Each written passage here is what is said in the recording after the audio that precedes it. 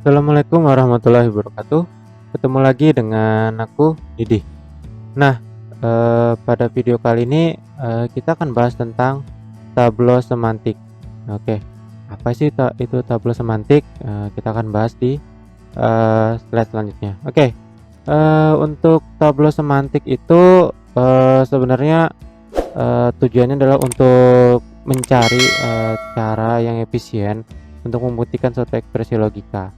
Jadi kalau kita lihat ya, tabel kebenaran memang sangat mudah kalau kita untuk implementasikannya.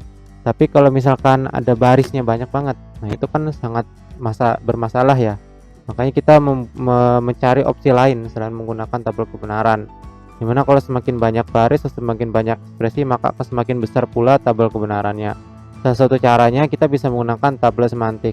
Nah, selain tableau semantik sebenarnya ada lagi yang seperti sudah aku jelasin kemarin ya, itu menggunakan teknik model. Nah itu kita juga bisa menggunakan itu. Oke, lanjut lagi ke selanjutnya.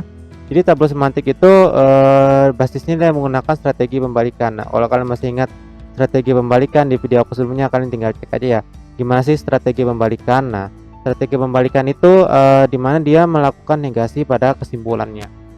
Jadi seperti itu. Selanjutnya tableau semantik itu tersusun dari aturan-aturan yang berbentuk seperti pohon terbalik. Ya kalau bisa dibilang dia membentuk seperti tree ini. Nah, selanjutnya tableau semantik itu dapat dipandang sebagai aturan sistem yang deduktif atau sistem pembuktiannya itu tidak diperlu ditafsirkan pada konteks lain. Jadi dia aturannya sudah baku itu. Jadi kalian tidak perlu membahas dia apakah aturan yang lain-lain ya. Nah, tidak perlu sangkut pautkan karena nanti ada aturan-aturan tersendiri. Oke, itu tableau semantik. Selanjutnya tableau semantik itu sangat beralasan dan realistis. Kenapa sih bisa seperti itu? Karena dia berbasis pada aturan hukum logika yang ada. Jadi pembuatan aturan-aturan yang ada di tableau semantik itu sudah berdasarkan hukum logika yang ada. Nah, ini untuk aturan-aturan yang ada di tableau semantik sebenarnya ada kurang lebih ada 10 ya. 10 aturan. Nah, aturan pertama kalau kalian melihat di tableau semantik adalah kalau misalkan nanti kita lebih enak nanti ke contoh aja. Nah, di dalam tableau semantik ini ada 10 aturan. Aturan pertama adalah kalau misalkan ada ekspresi logika A dan B, maka nanti untuk pembuatan tablonya dia prosesnya akan jadi seperti ini. Nah ini maksudnya apa sih? Nah kita akan lebih jelas ya di contoh ya, nanti kita akan lihat di contoh. Selanjutnya aturan kedua, kalau misalkan ada ekspresi logika A atau B, maka hasil tablonya akan jadi seperti ini. Jadi nanti kalau misalkan ada ekspresi logika A atau B dalam kurung dan C. Nah, jadi nanti ekspresi logikanya atau tableau semantiknya nanti akan jadi seperti ini ya. A atau B, aduh salah ya, salah tulis ya. Dan C, berarti nanti akan jadi seperti ini. Nah, jadi nanti kita akan buat menjadi A dan B. Terus di bawahnya karena ini mengikuti aturan dan berarti dia di sini C. Terserah kalian mau naruhnya di sebelah kiri atau sebelah kanan, opsional, serah kalian ya. Nah, jadi akan jadi seperti ini. Jadi akan membentuk sebuah tree. Selanjutnya kalau misalkan implikasi, nah implikasi nanti akan hasilnya jadi seperti ini. Selanjutnya kalau misalkan biimplikasi nanti hasilnya akan jadi seperti ini. Itu baru aturan yang keempat. Kalau misalkan itu aturan dasar ya. Kalau misalkan ada negasi, nah negasi akan jadi seperti ini hasilnya. Ya tinggal ditambah aja negasinya di depannya seperti itu. Kecuali untuk implikasi ya. Kalau untuk conjunction dan disjunction ditambahkan implikasi di depannya, negasi di depannya. Aturan 6 dan 7, sedangkan aturan 8 kalau ada implikasi dinegasikan, nanti yang akan ditambahkan adalah yang B-nya aja dinegasikan seperti itu. Aturan 9 ini juga sama, ini dia akan bentuk seperti ini. Nah, itu adalah untuk aturan-aturan yang ada di tableau semantik. Nah untuk lebih jelasnya kalian bisa pause saja di slide aku ya, atau nanti aku cantumin juga ada satu website yang kalau aku bilang sih penjelasannya lumayan banyak lah, lumayan bagus lah kalau untuk kita yang belajar dasar ya untuk tableau semantik. Nah aturan yang terakhir, nah ini yang menentukan bahwa satu logika itu konsisten atau enggak. Jadi tujuannya tabel semantik itu adalah menentukan apakah ekspresi logika ini konsisten atau tidak. Jadi dia bisa dikatakan konsisten apabila cabangnya itu cabangnya masih bisa dikembangkan lagi, atau tidak ada istilahnya yang namanya close. Jadi kalau misalkan ada cabang itu tertutup atau close. Nah, close itu kayak gimana sih? Nah, kita akan lihat ya. Contohnya seperti apa. Jadi kalau ada cabang itu close atau tertutup, maka ekspresi logika itu bisa dikatakan tidak konsisten. Nah, seperti ini ya.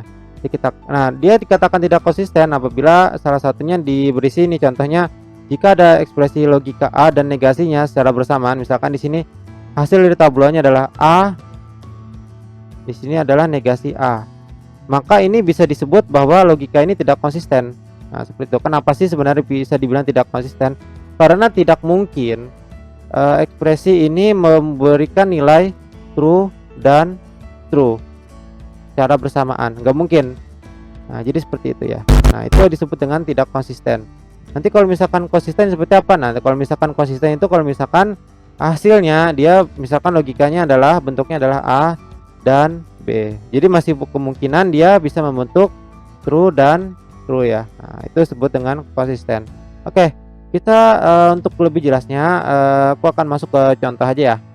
Jadi sebelum masuk ke contoh, di sini ada tips and triknya sebenarnya kalau untuk pembuatan tabel semantik. Yang pertama itu kalian mencari ekspresi logika yang hanya memakai aturan tanpa cabang atau satu cabang. Jadi kalau untuk jadi nanti akan ada yang namanya yang mana sih harus didahulukan untuk ekspresi logika ini. Nah, untuk pembuatan tablonya nanti kita lihat contohnya ya, lebih enak ya. Jadi kalian pastikan cari ekspresi logika yang mempunyai aturan 1, 7, dan 8. Nah, itu pastikan. Selanjutnya carilah ekspresi logika yang tablonya pasti tertutup. Jadi untuk lebih gampang ya, kalian harus cari dulu hasil tablonya itu tertutup dulu. Jadi nanti kalau ada kemungkinan ya ada yang terbuka itu ditaruh di belakangan aja. Nah, gimana sih caranya yang lebih jelasnya kita akan masuk ke contoh ya. Contohnya kurang lebih sama kayak yang sebelumnya. Jadi jika Anda mengadakan konser bla bla bla dan seterusnya. Oke, selanjutnya kita buat ke dalam bentuk ekspresi logika sama. Hasilnya akan jadi seperti ini. Nah, selanjutnya kita menggunakan strategi membalikan. Jadi tabel semantik kita ini kita menggunakan strategi membalikan. Hasilnya akan jadi seperti ini. Oke. Selanjutnya, langkah selanjutnya adalah kita lihat di contoh ini. Nah, dari sini kita akan lihat ya. Ini contoh yang pertama, contoh ini. Nah, di sini kita sudah membuat dia dalam bentuk tabel semantik. Jadi kita lihat. Nah, jadi ekspresi logika pertama, kedua, dan ketiga kita buat sebaris ini ya, satu baris ini berurutan. Nah, ini selesai, ini sudah kan. Selanjutnya kita buat kita lakukan proses yang namanya tabel semantik. Nah, berdasarkan aturan yang sudah aku jelasin tadi, kita cari dulu yang mana ekspresi logikanya memiliki aturan tanpa cabang, atau kalau lebih simpelnya kita cari ekspresi logika yang memiliki aturan 1, 7, dan 8. Nah, kalau kita lihat di sini ternyata ada di kesimpulan. Oke, di kesimpulan ternyata dia memiliki aturan yang 8 ya kalau nggak salah ya. Nah, di sini kita coba turunkan. Nah, ternyata di sini dia tertutup. Kenapa bisa tertutup? Karena dia tidak memiliki cabang lagi. Kalau dia memiliki cabang lagi biasanya di sini. Nah, di sini ya, ini dia memiliki cabang. Jadi dia kalau sudah jadi kalau misalkan kita sudah menggunakan aturan 1, 7, dan 8, otomatis di tablonya itu pasti tertutup. Pasti. Jadi kita carikan usahakan mencari tablo yang hasilnya tertutup. Nah, seperti ini. Ini kalau kayak gini, ini sebenarnya tablonya terbuka. Nah, kalau tablo terbuka, sebenarnya kalau tablo terbuka itu lebih gampangnya kita pilih yang sebelah kanan aja. Jadi sebelah kiri kita tutup. Boleh nggak di sebelah kiri? Boleh. Jadi opsional. Jadi kalian mau pilih lanjutan nanti tree-nya yang sebelah kanan atau kiri terserah kalian. Boleh kalian pilih. Oke. Kalau lihat dari sini aturan ini kita menggunakan aturan 8 untuk nomor 3 dahulu. Oke. Sekarang nomor 3 sudah selesai. Tidak ada lagi penambahan. Oke, selanjutnya kita lanjut ke yang nomor 2 karena kita konsepnya kita dahulukan yang memiliki cabang atau memiliki apa ya, anak child yang paling sedikit dulu ya, seperti yang sudah aku bilang tadi. Karena di sini yang paling sedikit adalah yang baris nomor 2, maka kita baru lanjut ke baris nomor 2. Oke. Kita coba menggunakan aturan berapa nih, 8 atau 9, aturan 2 ya. aturan 2, aturan 3 nomor 2. Nah, ini baris 2. Nah, hasilnya akan jadi seperti ini. Oke. Setelah itu ternyata pada saat membuat aturan 3 nomor 2 ternyata di sini ada apa ya namanya ya? Sudah terpisah ya, berarti ya, sudah terpisah ya. Aturan 3 nomor 2. Oh, ini aturan 3 nomor 2 yang ini ya, ini. Ini hasilnya adalah seperti ini. Nah, ini dari sini, oke. Selanjutnya kalau sudah selesai ternyata dia tidak tertutup karena di sini dia tidak bersamaan dengan yang ini ya. Dan negasi B tidak tertutup. Sedangkan kalau tertutup itu sebenarnya kalau di sini ada satu yang negasi, satu yang tidak. Sebenarnya seperti itu sih sebenarnya, logiknya seperti itu. Oke, selanjutnya atau kalau bisa tertutup itu sebenarnya kita memberikan close apa nama istilahnya ya, sebuah tableau itu tertutup atau tidak dilihat dari namanya kemungkinan. Jadi secara heuristik itu sebenarnya agak susah dijelaskan sih untuk menentukan bahwa si tableau ini tertutup atau tidak. Tapi kita lihat aja konsep-konsep tadi yang sudah aku jelaskan tadi ya. Nanti kalian bisa pause saja. Dia akan tertutup apabila cabang tersebut tidak dapat dikembangkan lagi. Nah, jadi salah satunya selain ada ini negasi A dan B, negasi A dan A, atau bisa dibilang kalau nggak ada lagi yang tidak bisa dikembangkan lagi di sini, dari sini. Kalau misalkan tidak ada yang bisa dikembangkan lagi, berarti istilahnya adalah tableau ini adalah tertutup seperti itu. Oke, selanjutnya kita akan masuk ke nomor 1, baris nomor 1. Nah, di sini kalian bisa lihat di sini dia menggunakan aturan 3 nomor 1, aturan 3. Akhirnya akan jadi seperti ini. Selanjutnya dia menggunakan aturan 3 juga untuk breakdown lagi dari ekspresi yang tadi ya. Ini. Nah, ini mungkin di sini kalian agak bingung ya untuk penentukan gimana sih caranya ini dia tertutup atau tidak. Nanti kita akan lihat di contoh lain lagi ya. Di sini kita masih menggunakan metode teknik strategi pembalikan. Nanti kita akan coba kalau misalkan ekspresi yang tidak menggunakan strategi pembalikan, kira-kira nanti hasilnya kayak gimana. Nanti akan ada di contoh selanjutnya. Karena kita menggunakan konsep pembalikan dan di sini tablonya tertutup semua, maka bisa dibilang si argumen ini konsisten seperti itu. Nah, contoh yang aku jelasin ini ada di slide selanjutnya. Misalkan di sini kita tidak menggunakan strategi pembalikan. Nah, kita akan lihat di sini ya. Nah, di sini kita coba tadi ya, seperti yang aku jelasin tadi, kita cari ekspresi logika yang dia hanya memiliki aturan satu cabang. Di sini kita akan lihat pada baris 2. Boleh baris 1, boleh, terserah kalian. Opsional sih sebenarnya. Nah, di sini dia bisa dikatakan tidak tertutup. Kenapa sih dia bisa dikatakan tidak tertutup? Sebenarnya sih sebenarnya antara tertutup atau enggak tuh tergantung kita memberikan batasan seperti apa. Nah, sini negasi A, negasi C dan A. Negasi C dan A ternyata dia kira-kira masih bisa dikembangkan lagi nggak? Kita lihat ya. Di sini kita lihat contohnya. Kenapa sih dia bisa dikatakan tutup atau tidak? Cabang tersebut akan tertutup dan cabang tersebut tidak. Nanti intinya adalah cabang tidak bisa dikembangkan lagi. Nah, di sini dia masih bisa dikembangkan lagi ya. Oh, ternyata antara konsep ini sama ini agak berbeda ya. Berarti kalau kita lihat di sini.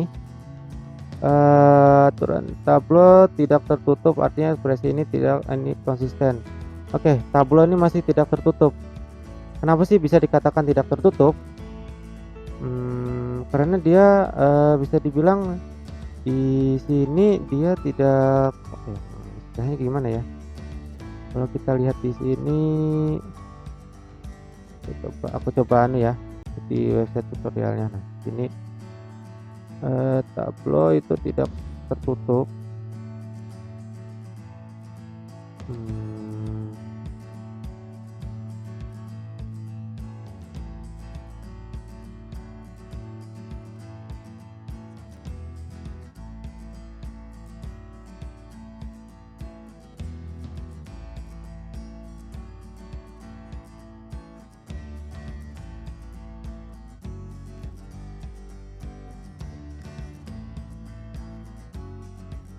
Oke, setelah aku lihat dari contoh-contoh yang banyak ini, ternyata ada kemungkinan. Nah di sini ya kita ada tambahan lagi nih ternyata.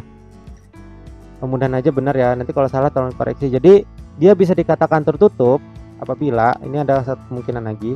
Jadi kalau misalkan ada ekspresi, dia hanya ekspresinya seperti ini. Misalkan di sini B dan C hasilnya. Nah contohnya tadi kayak gitu tadi. Ini dia langsung dikatakan tertutup. Nah ini nggak tahu konsep dari mana, tapi dari beberapa contoh yang sudah aku dapat tadi, ini bisa dikatakan tertutup. Nah kalau misalkan ada salah satunya yang negasi, nah itu ada kemungkinan dia bisa dikatakan dia bisa terbuka. Dan juga mungkin, nah di sini ada juga kemungkinan, mungkin nggak dia bersama-sama dia bisa nilainya false. Mungkin kan, mungkin nggak dia bisa katakan nilainya true semua, bisa kan? Tapi kalau kayak gini, ini jelas kayaknya kemungkinan dia bisa true sama false-nya. Misalkan di sini false, sini true. Nah ini kan kemungkinan bersama-samaan kan kayaknya bisa ya, nilainya berbeda-beda. Nah jadi ada kemungkinan untuk konsistensi dari sebuah logika itu lebih cenderung yang ke ini ya. Ini bisa dikatakan ini masih bisa open. Jadi ada kemungkinan membuat sebuah ekspresi logika lebih konsisten ada di sini. Dari contoh-contoh yang sudah ada, kalau misalkan dia ini aja muncul atau ketambahkan atau ada negasi yang memiliki kayak gini, hasilnya itu bisa dikatakan dia bisa ditutup ya tablonya. Tapi kalau misalkan ada yang kayak gini, nah, negasi ini, nah nanti ada negasi B, misalkan A di atasnya di sini atau sini negasi B di C. Nah kalau misalkan ada kayak gitu, nah itu bisa dikatakan dia tidak bisa tertutup. Jadi seperti itu. Jadi konsepnya kurang lebih seperti itu ya untuk tabel semantik. Nah kalau untuk lebih jelasnya kan bisa lihat aja di website yang ada di internet ya. Punya aku salah satunya aku ambil dari sini. Nah kalian nanti aku cantumin juga di link deskripsi. Oke, itu aja sih untuk penjelasan tabel semantik. Kurang lebihnya aku mohon maaf. Assalamualaikum warahmatullahi wabarakatuh.